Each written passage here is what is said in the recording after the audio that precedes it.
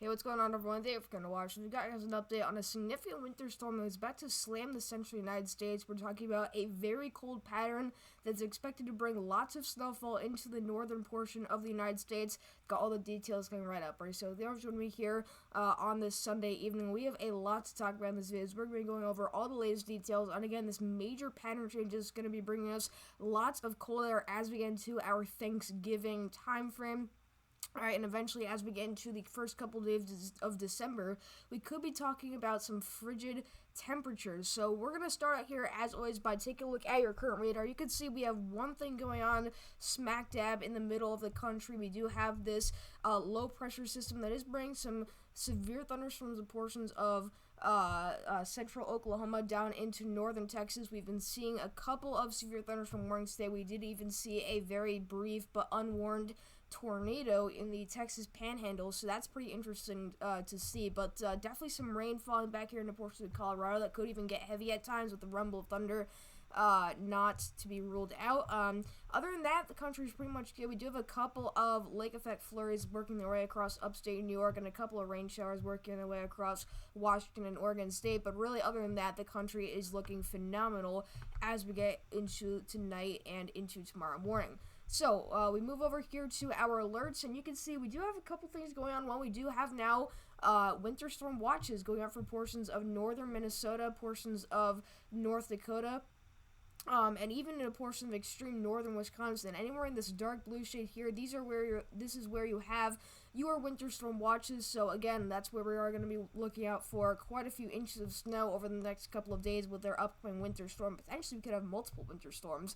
So we'll get into that in a second. But we also do have some winter weather advisories going out for portions of northern Montana. So we're still going to get some pretty intense impacts from that snow, but they will be a little less tame, or a little more tame, I should say, than what we're going to be seeing in Minnesota and North Dakota. We also do have some air quality alerts, or I should say dense fog advisories, going out for portions of Iowa, Missouri, southern Illinois, Indiana, and Kentucky. So anywhere in this gray shade, again, we do have some dense fog, so make sure you're taking it slow on those roadways and using your headlights on your car, but just be cautious of that. We do have a severe thunderstorm watch currently in effect for portions of central Texas. That is from our ongoing severe weather event.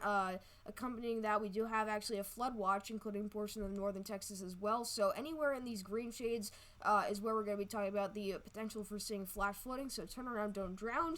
But also, again, that severe thunderstorm watch is for those storms that likely could end up producing damaging winds and some large hail. But speaking of damaging winds and large hail, we move over here to the HRRR. We're going to be looking hour by hour as we get into tomorrow, because we do have an upcoming severe weather threat that could bring tornadoes to the big picture here. So we're, as always, going to kick things off by looking at what we got going on into the rest of this evening. Again, this is the 12Z HRRR. Actually, we can look at a much later run than that. Let's look at the OOZ HRRR. So this will just give us real-time data. So this is what we got going on right now. Again, you can see a gnarly line of storms working their way across west central Texas. And as we put this in motion, you'll notice as this line continues to kind of evolve there, it'll start to dry out as we get into the very early morning hours tomorrow, but you do get a resurgence of moisture back in the same exact area, and by the time you get into tomorrow morning, you already have a new line of thunderstorms working their way across the same exact region, and we could already start to see some severe weather with these storms. So again, there is a chance for seeing some large hail and some damaging winds with this line of storms, but this will continue to further develop and intensify over the next couple of hours. But once these storms really tap into that new or that more rich warm sector, we will start to see some clusters developing across portions of eastern Texas and western Louisiana. These are the storms that we're watching out for to end up producing tornadoes. But again, anywhere south of where all this messy convection is, that's where we're going to start to talk about the chance for seeing tornadoes. And that's what we do see here. We see a couple of isolated cells fire off across portions of eastern Texas, as well as even back into southern Arkansas and northern Louisiana. Again, just looking at the big picture, again, seems to be the area to watch for the best chance of, more semi-discrete development. But you can see those storms continue to develop as we get into tomorrow night and eventually into early Tuesday morning. and they will eventually congeal into a line. However, I do think that there is a chance we could see another round of supercells develop across portions of extreme western, really I should say southwest Mississippi, central Louisiana, as we get into the very overnight hours of tomorrow.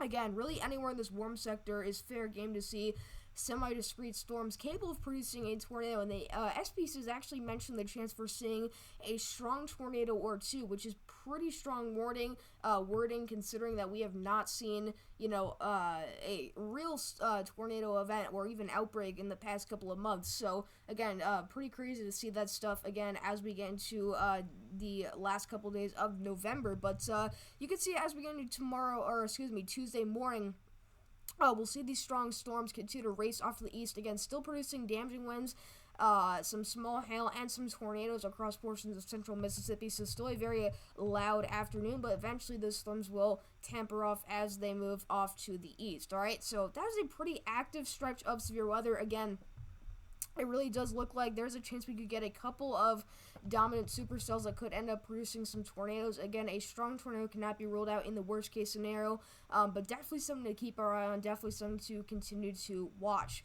So, we now look at our environment. We're going to start out here by looking at your surface-based CAPE values off of the HRRR. Now, that was the 12Z. We're going to switch things over to the OOZ, which matches the same run that we just looked at. And you can see that our CAPE levels are actually going to be pretty decent once that first line fires as we get into the very early morning hours of tomorrow. Again, CAPE values will be pretty high, getting up around 3,000 joules per kilograms, which is going to be plenty to fuel these storms. So again, that first line of convection is definitely not going to have a problem firing. But you can see as we get into the main warm sector, things aren't going to be too crazy with your CAPE values. Again, we are going to be talking about CAPE values of 1,000 to 2,000 joules per kilograms, but it's definitely not as much as what we could be talking about, again, if this were in, like, the spring or the summer. So I do think that, there will be a little bit of a, lacking in our thermodynamics, but again, 1,000 to 2,000 joules per kilograms of CAPE should not be too little for these storms. Again, some spots could even reach over 2,000 joules per kilogram, so there's a pretty significant warm sector out here. You can see the storms eating away at this layer of CAPE. You can see even here a huge gradient. Again, 11 to 1,700 joules per kilograms. That is a huge gradient, but I definitely do think the storms will not have a huge issue with developing in this region. Again, to the north, we will likely see more sloppy convection. That's why I do think the strongest of storms may be kept farther south. So I do think that the best chance for seeing, a very strong supercell would be maybe farther towards the Gulf Coast, again, where our biggest moisture return is going to be. So areas like Houston, up towards, just north of the Louisiana coastal regions, again, that's where we're likely going to see a dominant supercell develop if we do get one.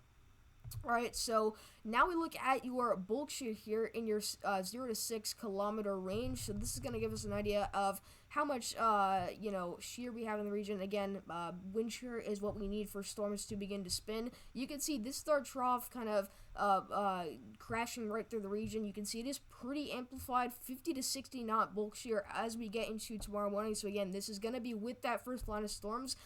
I do think we cannot rule out the chance of seeing a tornado or two. Again, we do have a very amplified lower level jet that's going to be ripping across this region. Again, we're talking about 50 to 60 knots of bulk shear, which is going to be plenty enough to support some tornadoes.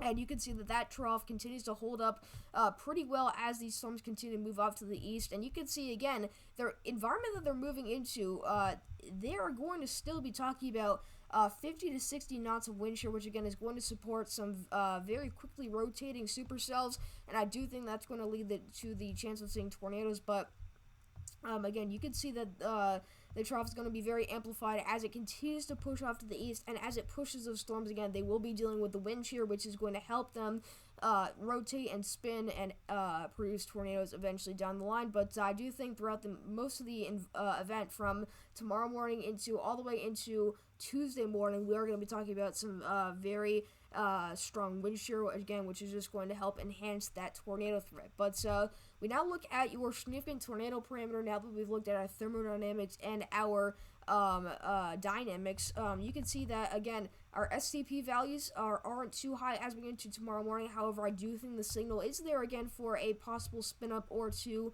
That was actually the 12Z. I keep forgetting to go back to the OOZ. So we'll look at a new run, but it shouldn't be a whole lot different. And again, you can see pretty much the same picture here. I really can't rule out the chance of seeing a spin-up tornado or two as we get into tomorrow morning, eventually early tomorrow afternoon. There is a signal for, again, 1 to 2 values of STP, which again is definitely not a crazy signal. But if you look here, we'll look at a sounding out here in northeast Texas. Would be just south of DFW. Again, not a crazy sounding, but we do have a pretty nice elongated photograph here.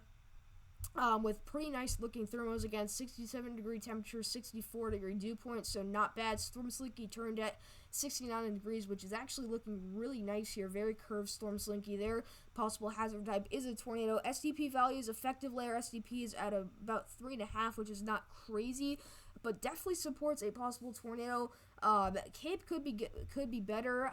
We do have, let's see, our 3K values are at 43, so nothing crazy. Our SRH values are right around 300, so a very mid-sounding here, but you do have effective layer shear at 56 knots. So again, wind shear I do think is going to be carrying this event a lot. I do think that this is going to be a very dynamics-led event. I think that's going to be the big reason why we could see a couple tornadoes, but that's just for the morning round of storms. Then we get our main event as we get into this tomorrow evening into tomorrow night. Look at this, okay? We have many different areas or spots here of very high STP values getting over 3 here, which is just going to give us an idea of how strong that signal for a potential strong tornado is. And if we look at the sounding, that it is slightly contaminated. This is in northern Louisiana. Again, you can still see a very curved photograph, 72 degree Storm Slinky, with that possible hazard type of a tornado.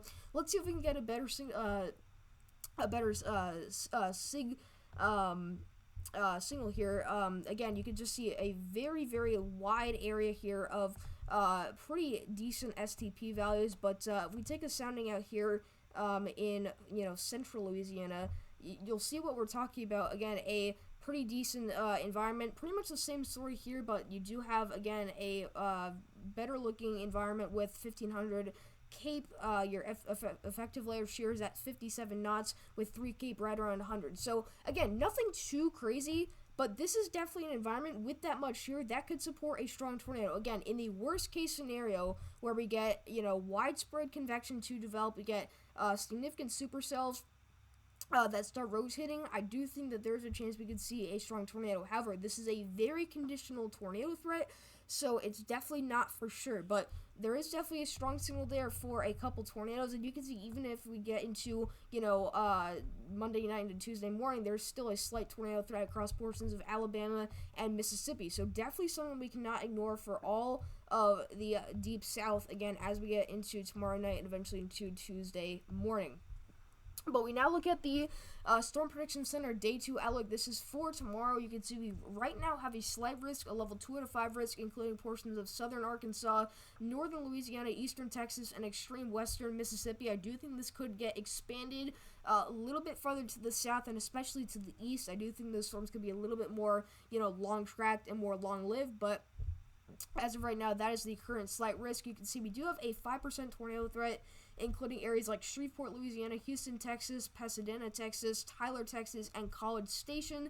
So anywhere in this 5% or this red shaded area, this is where we have that 5% risk for tornadoes. Your wind threat is 15%. It is a little bit smaller, but it is including portions of southern Arkansas, western Mississippi, northern Louisiana, and extreme eastern Texas. So these areas, again, are expected to have a 15% chance of seeing damaging wind gusts within 25 miles of a given location. And now we look at the hail threat, which is pretty interesting. I do think hail is going to be a relatively low threat. I do think definitely with a messier storm mode, we're likely going to see a relatively low hail threat. However, I do think that there is still the potential to see a couple of storms producing, potentially up to Gulf Pole, maybe even larger size hail again. Nothing too crazy, but the current risk is 15%. 2-inch hail at max, I would say, is what we could expect with this, but it's going to be for our, western part of the event when the storms first fire off and eventually congeal into the line. Once they're discrete, that's when they're going to produce the damaging large hail. So Shreveport, Louisiana, Lufkin, Texas, Austin, Texas, and Waco, Texas, all of you guys are expected to see the biggest threat for large hail. And as we get into Tuesday, just so you guys can see, this is as we get into, again, the kind of second half of the event as those storms move into Louisiana, Mississippi, and Alabama. We do have a marginal risk. I do think this could be upgraded to a slight risk depending on, again, what the latest model trends will look like as we get into tomorrow morning. But that does also include portions of western Georgia and southern Tennessee. That is probabilistically a 5% risk. So, again, do think it could get upgraded to a slight risk, but we'll really have to see as we get into tomorrow morning. Alright, so that's it for the severe weather. Now we look at the GFS model for the upcoming weather pattern here across the United States. I think we're going to be entering a very interesting pattern when it comes to winter weather, and I'll explain why. But we started here with the 18G GFS. You can see this is our storm system here, bringing lots of rain to the central United States. And you can see we also do have a piece of energy riding the jet stream from the north. This is bringing down lots of cold air with it. Watch as this evolves, and this is what their winter storm we were talking about in the beginning of the update with those winter storm watches. Look how much snow we start to see develop on the backside of the storm. We get heavy snow into portions of central Minnesota as well as the Dakotas there. That is going to lead to some pretty significant snowfall accumulation there. A couple of inches are definitely going to be expected there, and you can see the storm continues to move off to the east, and it takes on a very negative tilt, bringing more snowfall into the Great Lakes region, especially up into the UP of Michigan as well as extreme northern Wisconsin. I do think we could be talking about some heavy snowfall. And look at that, Great Lakes lake effect snow coming off Lake Ontario and Lake Erie. I do think we could also be talking about a pretty significant event with that. So again, with the lingering amount of energy we have, that could definitely support some more lake effect snow. But look as we get into the 28th, okay? This is as we're getting past Thanksgiving. I do want to actually go back to Thanksgiving here. Thanksgiving, I believe, is going to be your 26th. So this is what the weather is supposed to look like, the big picture. This is what Thanksgiving is going to look like. Again, you'll note we do have some very mild and dry conditions across southwest United States. So you're going to be behind the warm sector, meaning you're going to be talking about warmer conditions, and you're also very dry. So if you're in the southern United States in general, I do think you're going to be pretty good. You're looking pretty good for your Thanksgiving forecast. But the eastern United States, not so much. Again, you're still dealing with this massive low-pressure system, bringing lots of precipitation to all of the Northeast and Great Lakes. That is going to bring definitely some wetter conditions across the region as we get into the early hours of Thanksgiving. But eventually, things will start to clear out. So as we get into later into the day on Thursday, things will start to clear out. Although we could be talking about, again, still some lingering snow showers. But as we get into the days past Thanksgiving, we do get a second low-pressure system to bring more snow and energy down into the northern United States. This will also lead to more precipitation, more snowfall for folks out here in the Midwest. But this is 138 hours out, so nothing too crazy. But you actually have a pretty significant winter storm brewing here for our folks in the lower Midwest. So anywhere from South Dakota all the way back into Illinois, we're talking about some pretty moderate to heavy snowfall at times.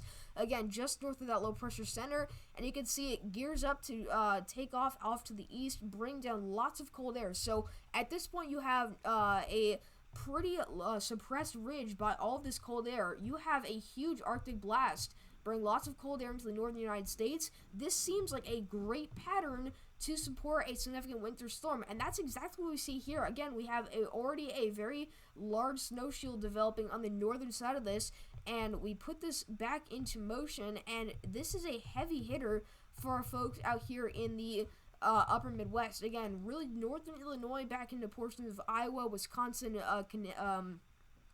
Minnesota, and even into Michigan. Again, those are the areas that could see all snow from this event. So that turns out to be a pretty significant kind of 1-2 hit here for our folks out in the upper Midwest and the northern United States. However, if you're south of there, there's only going to be a small chance for seeing snowfall into places like, southern Illinois, Missouri, back into Tennessee, Kentucky, and Indiana, okay? So there's only going to be a little time for a little window for snowfall for you folks before you turn back to rain, because again, that the low pressure system is going to pull up lots of moisture from the south, which is just going to bring that warm air and bring that ridge from the north, which is just going to turn you from snow back over to rain. And that's what we see as we get into the last day of November. And eventually we get into December. This is December 1st. And you can see we have another low pressure system developing out here in the southern United States. Look how far south this snow is getting. We have some significant snow all the way back down into New Mexico and the Texas Panhandle. That is a pretty significant signal there, again, for potentially another winter storm pretty far south. We get more energy off to the north, and we do try to get a little connection between these two, and that kind of fails to happen, but we get a pretty large swath of precipitation all the way from Maine down to southern Texas. Again, this is a large area of precipitation, large winter storm for our folks out here in the extreme northern United States, with a pretty significant storm system. And then behind it, it brings a very strong Arctic blast into the northern United States, once again bringing more Arctic cold air down into those regions. So very active pattern already. At this point, we're getting pretty far on the GFS, so just kind of a signal as to what we could be talking about over the next couple of weeks as far as our pattern goes. And it actually does show another storm system developing there, but at this point, we're getting way too far out to talk about anything seriously. But you compare this to the afternoon run, the 12Z of today, and you can see it's pretty similar. However, we do get a more of a robust winter storm with the 12Z again on that 1-2 hit that I was talking about earlier. And we do actually see a better connection with the storm we were just talking about. Again, with that snow back down into New Mexico, we do actually on this run see a connection, and this brings a full-blown winter storm, another one into the Midwest, which again would bring more snowfall and mixed precipitation, but eventually that moves out, and that is that. So again, pretty active pattern shown by the GFS. Now we look at the European model. I do want to look at the 12Z so we get the full 360 hours. But if you look at the latest 12Z European model, you can see we do have, once again, that signal for the winter storm developing as we get into the days just past Thanksgiving. However, I do want to quickly look at Thanksgiving here for you guys. I do want to note, the European model looks much better for Thanksgiving. It has pretty much everyone staying mostly dry. We do have some precipitation issues here on the extreme Pacific Northwest coastline, and then definitely some lingering rain and snowfall showers out here in the Northeast. But for the most part, everyone is looking good on Thanksgiving here, according to the European model. So definitely much brighter story by the European model than the GFS. But anyways, we get into the last couple of days of November, and you can see that storm system really starts to take shape, and the European model calls for a much more, robust storm system rather than that 1-2 punch. It has a pretty tight connection there, and we get a period of widespread snowfall from Ohio all the way back into Colorado and Wyoming. Look at this snow shield here off to the north of that low pressure center. Okay, that is going to be definitely a significant signal there for potentially a more significant winter storm. And then that moves off to the east, and then past that, again, we're getting pretty far out, but it shows lots of different, separate pieces of energy to move through the United States, but nothing major really takes shape after that significant winter storm. So definitely the signal is there off the European model for extensive cold air and lots of snowfall. However, I do think the GFS is being a little bit more aggressive on, how many major winter storms we are going to get between now and the next week and a half or so. But we now look at snow totals off the GFS between now and the next 200 hours or so. This is not a forecast, but I do want to show you guys this just for the sake of what the signal is like. And you can see, again, a very large signal for snowfall is shown across portions of the Dakotas, especially into Minnesota. Again, this is with both winter storms off the GFS, not only the one that's coming up now, but the one past that, the 1-2 punch.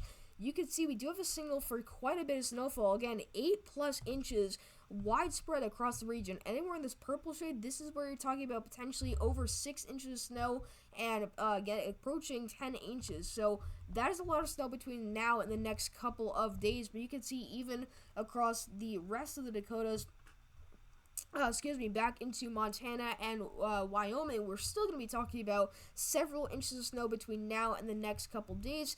And we shift things over to the central United States, so you guys can get a better look at this. We'll actually just look at the Ohio Valley because we get a bigger picture here. But you can see even a significant signal for our folks in Missouri and Illinois. Look at this significant, amount of snowfall. I mean, you're talking about several inches of snow across these regions. So again, the signal is there for a very significant, impactful snowstorm. However, there are a lot of changes possible between now and the next couple of days. So we'll just have to continue to monitor this, but I really do think, I'm very confident in saying that a major winter storm is not off the table. I really do think that there's a strong signal for that to come off both the GFS and the European model, and we certainly need to continue to watch this for folks out here in all of the Midwest. Now we look at the GFS here for your 2-meter temperature anomalies. This is going to give us an idea of how much below average or above average temperatures we are getting across the northern or all of the United States.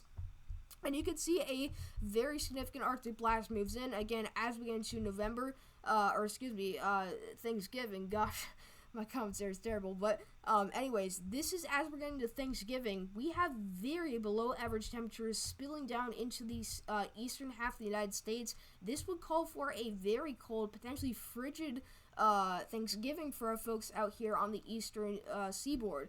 However, if you look in the west, we get that western ridge to develop, and that pumps lots of moisture and warm air into the western United States. So at this point, you'd be talking about above average temperatures and likely drier conditions in the west, while in the east, you're talking about very below average temperatures, potentially as low as 12 degrees below normal. And in the west, you're also talking about very above average temperatures up to 12 degrees above average.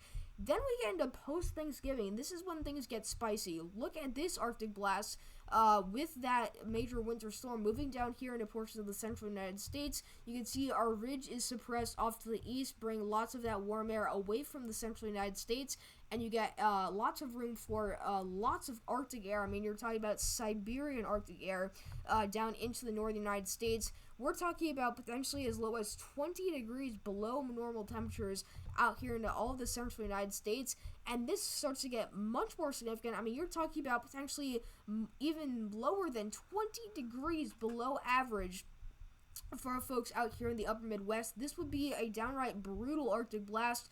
Again, very significant cold air moving into the northern United States with this. This is as we're getting into December 3rd, so about a week and a half out from now, which is, again, pretty far out, but definitely a strong signal for that. And then past that, again, the GFS is calling for even more Arctic air. So a very, very active pattern with many temperature swings is on the table. I mean, look at that. The GFS has at least 3 major Arctic blasts between now and the next couple of weeks. So this is a very, very strong signal for not only very cold and below average temperatures for the central and eastern United States, but also for upcoming snowstorms. Again, this pattern would really,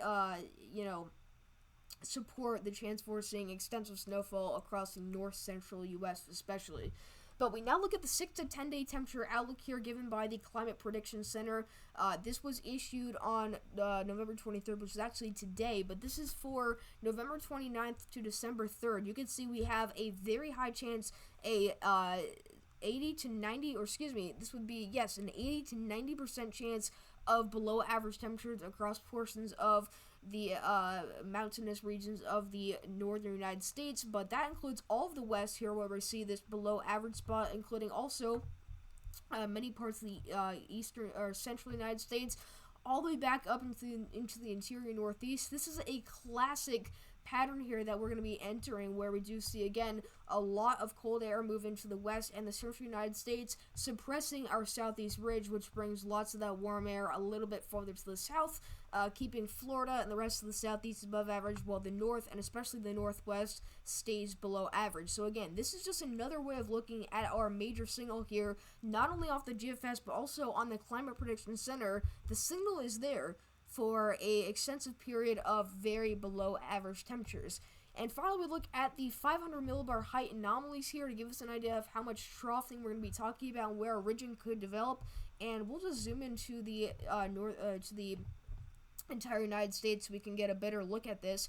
And again, you can see that a ridge continues to dominate the eastern United States, which is likely going to keep us above average while those storm systems impact the country. Again, not for the whole time, but only when our storm systems are moving in. You get a pretty strong trough to dig down into the very deep into the southwestern United States, again, as we enter December, and this is what's going to be our troublemaker here for our winter storm. It doesn't do anything crazy until we really get into the last couple of days of, first week of December, and then we're getting pretty far out, but very active pattern upcoming on the GFS. Lots of temperature swings, lots of below average temperatures, lots of snowfall, definitely expected here over the next couple of days, but yeah, that's pretty much it. So that's going to wrap the video. Hope you guys enjoyed it. Apologize for the lack of commentary. It's been a while since I've done a video. It's been about like 12 to 13 days, I think, something like that. So I'm going to be honest with you guys. I've been slammed with schoolwork, or I should say I've been slabbed with schoolwork, if you know, you know. I've just had absolutely no time to record these videos. Again, I don't know if you guys know this, but usually these videos are about 30 to 40 minutes, and I also try to do them in one take, with as little editing as needed, or as possible, so, it's pretty hard to grind out these videos every day, so I promise I'm going to keep trying to, make videos more often. It's just sometimes we need to go into these longer breaks and stretches of time where I just need to take a little break from uploading, but I promise you guys, when the weather gets active, I'll try my best to upload videos, and when I need to get back to it after a week or two off, sometimes my commentary is not going to be as great, so that was definitely a good example, or today was definitely a good example of that, but I hope you guys enjoyed the video. Hope you guys found it informative and helpful, and yeah, that's pretty much it. So thanks for coming to watch, and I'll see you guys in the next video.